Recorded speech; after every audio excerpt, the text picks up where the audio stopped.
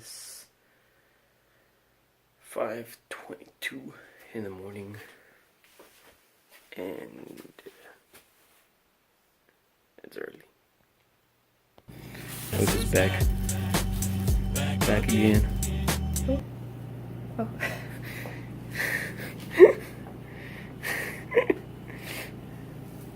Back from Canada. Literally just got back yesterday, and you're already going to work. That's pretty gross.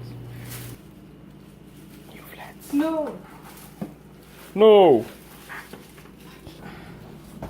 You see, sometimes you have to be up early in order to do certain stuff that in other cases you would never do, which is the case today. And look at that. Ready?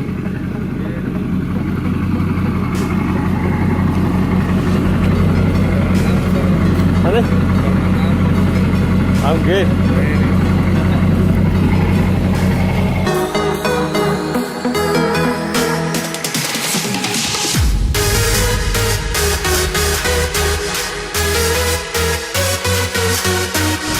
We're out here at the bait and tackle store getting some live shrimp so we can have a bait.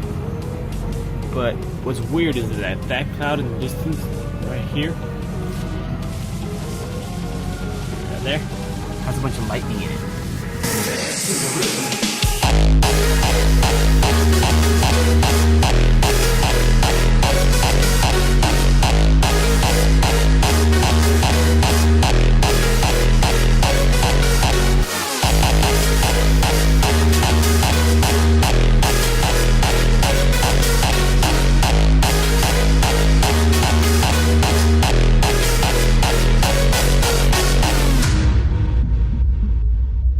So what's the game plan today? Catch some fish. What are we fishing in? We're fishing in East Bay, Galveston, in the marshes. We're about set up. These are all my rods right there.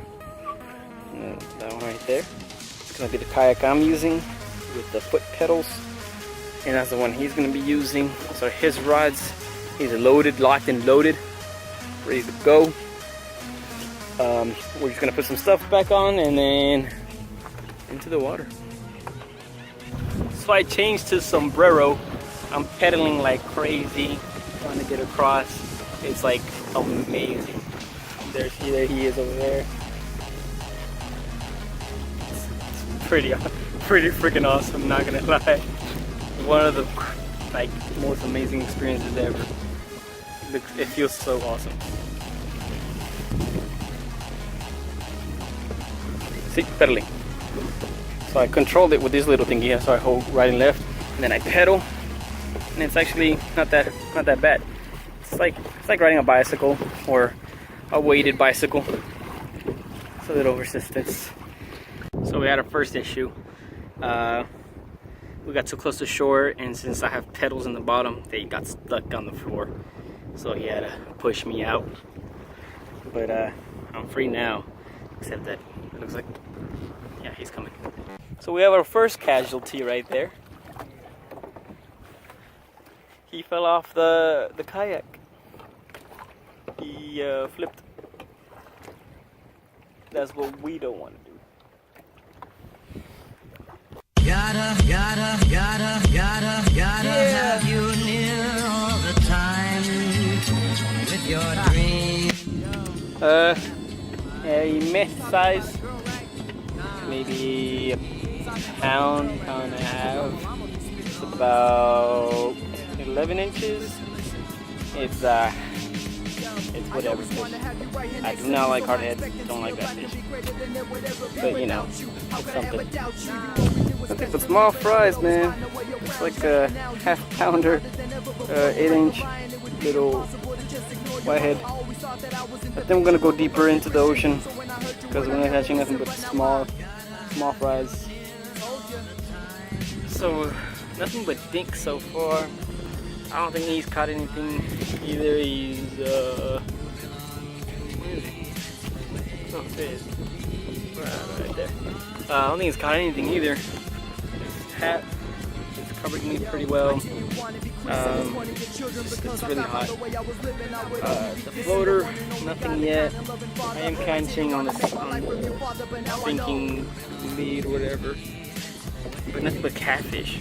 I've caught like maybe 6 or 7 little catfish. One okay catfish. I caught one little, I forgot what they call whitehead. But gonna continue. Probably go a couple more hours and then gotta head out. Normally make you despise me, but since you are righteous, you told me if I just repent, you would love me, and I did. This is what you said. Praise God. You just gotta imagine him saying that to you. Yeah. Praise God. Like I tell you. I'm gonna try out that every fisherman release, the John B release. Ah. Never mind. I just had a big one on the line.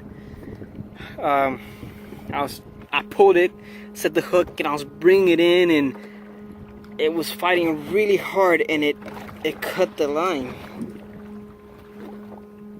It cut the line, so dang, it sucks. It felt really good.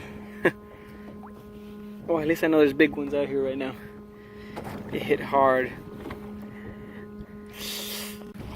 It's around 12:30. We've been up since 5. Got here around 8 because it took forever to get over here because of the ferry and stuff. But we've been fishing around since 8, 9, 10, 11, 12. So that's like 4 hours. We're here kind of moving little back towards where we came in through. But yeah, we're now at around 4 feet deep. Nothing but catfish. Nothing but catfish. I think because it's been raining and stuff, the water's like really murky. So it's nothing but catfish. Everything else is just kind of with their mouth shut. But yeah, we'll see. Probably a few more casts, an hour or something, and then we'll be heading out. You see what I mean? It's nothing but catfish.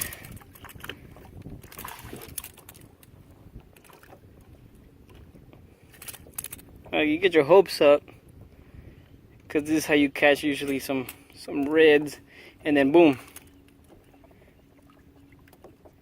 a catfish.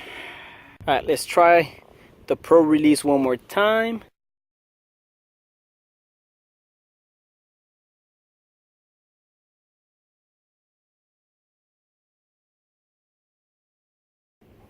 Yeah, he's fighting one. He's fighting one. He's fighting one. It looks big. It looks big. Come on, baby. You got it. You got it. I'm sorry. You got it. Come on. He's fighting it. He's fighting it. What is it? Stingray. Gross.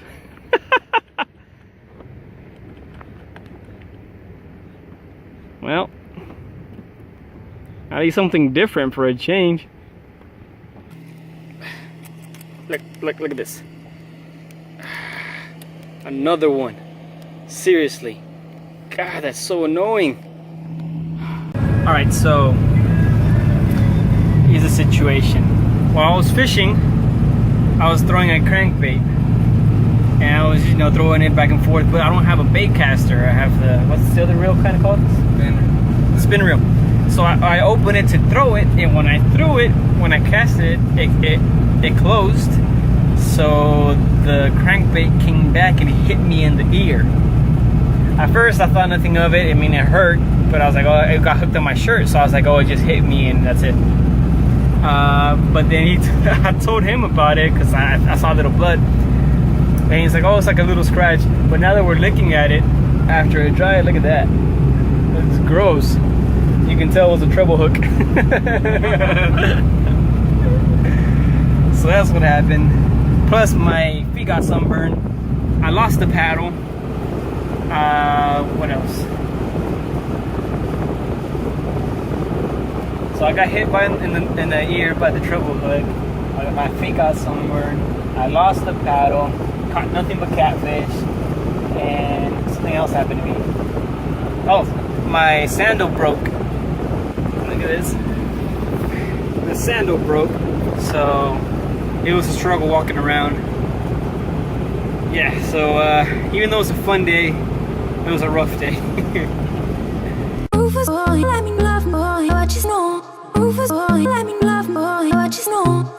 Funny story, but that Motel 6 right there, that's where I met my girlfriend.